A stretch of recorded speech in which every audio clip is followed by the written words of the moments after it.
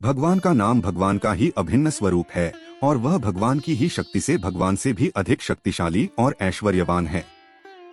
जैसे किसी महान वैभवशाली सम्राट को अपने खजाने की असंख्य धन राशि की संख्या का पता नहीं रहता, इसी प्रकार नामी भगवान भी अपने नाम की अनंत गुणावलियों का पता रखना नहीं चाहते। यह भी उनका एक महान गुण है। भगवान के जिस मंगलमय नाम से पंचम पुरुषार्थ रूप भगवत प्रेम की प्राप्ति हो सकती है, उसके बदले में मोक्ष की चाह करना भी प्रेमियों ने कामना माना है। अतएव लोक परलोक की किसी भी क्षुद्र महान कामना में नाम का प्रयोग करना एक प्रकार से अविवेक या मूर्खता ही है। लोक परलोक के जो भोग हैं, सभी दुखयोनी और विनाशी हैं। ऐसे मधुर विषरूप विषयों की चाह करना और नाम के बदले में उन्हें चाहना महान मूर्खता है।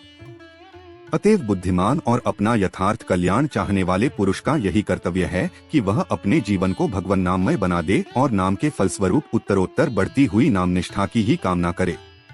यही नाम का आदर है और इसी भाव से नाम का सेवन भी करना चाहिए। परंतु जब तक यह भाव जागृत न हो, तब तक किसी भी भाव से किसी भी सत्कामना को लेकर नाम का आश्रय लेने में कोई आपत्ति नहीं है।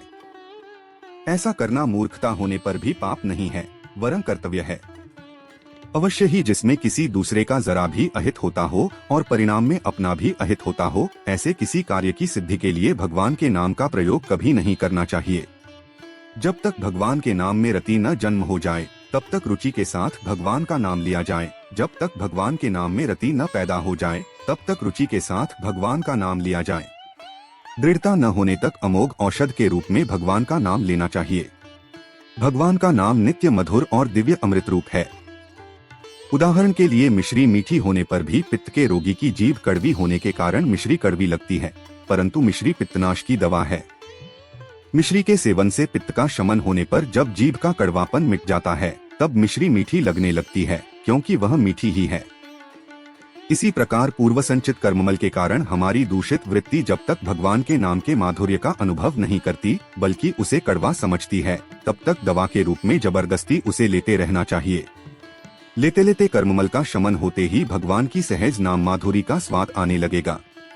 परंतु यह स्मरण रखना चाहिए कि नाम का आश्रय कलयुग में सबसे बड़ा आश्रय है। इस एक ही आश्रय से सर्वांगीण पूर्ण सफलता प्राप्त हो सकती है।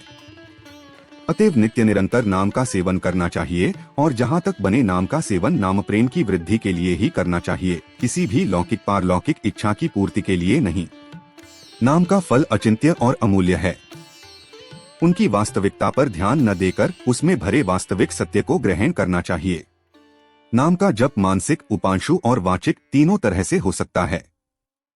नामजप में जितनी सूक्ष्मता हो उतना ही वह श्रेष्ठ है, पर नाम कीर्तन में जितना ही वाणी का स्पष्ट उच्चारण और उद्घोष हो उतना ही श्रेष्ठ है। अपनी अपनी स्थिति और रुचि के अनुसार जप कीर्तन करना चाहिए। भगवान के सभी नाम समान महत्व रखते हैं। किसी भी नाम में ऊंच नीच का भाव न रखकर अपने लिए जो भी नाम विशेष प्रीतिकर और रुचिकर जान पड़े, उसी का जप कीर्तन करना चाहिए।